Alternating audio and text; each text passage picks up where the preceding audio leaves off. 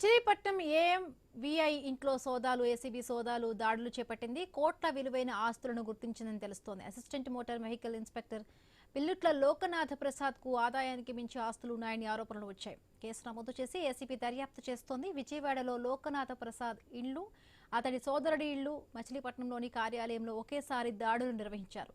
ఆస్తులకు సంబంధించిన పత్రాలను స్వాధీనం చేసుకున్నారు. అలాగే విజయవాడలో 3 ఇళ్లు, గుణదలలో ఇంటి స్థలం, సూర్యాపేట జిల్లా మునగాలలో 2.75 ఎకరాల వ్యవసాయ భూమి ఉందని ఏసీబీ అధికారులు తేల్చారు.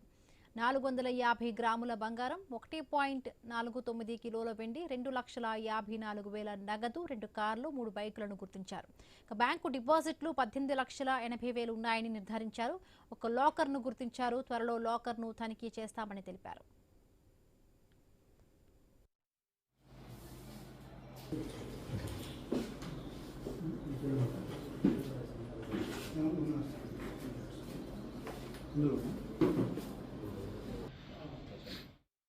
పిల్లుట్ల లోకనాథ్ ప్రసాద్ 1995లో ట్రాన్స్పోర్ట్ కానిస్టేబుల్ గా ఉద్యోగంలోకి చేరారు. 2015లో అసిస్టెంట్ మోటార్ వెహికల్ ఇన్స్పెక్టర్ గా పదోన్నతిని పొందారు.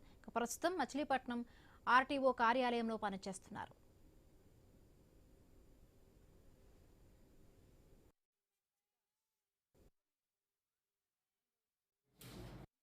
కృష్ణా జిల్లా డిటిఓ ఆఫీసులో పనిచేస్తున్నటువంటి ఏవిఎంఐ గారి పిల్లుట్ల లోకనాథ్ ప్రసాద్ గారు ఆదాయానికి మించిన ఆస్తులు సంపాదించారనే ఆరోపణలు రావడంతో అతనిపైన కేసు నమోదు చేసి తనిఖీలు చేయడం జరుగుతుంది. అతను నివసిస్తున్నటువంటి విజయవాడ మరియు చుట్టుపక్కల వాళ్ళ బంధువులలో కూడా సోదాలు జరుగుతున్నాయి.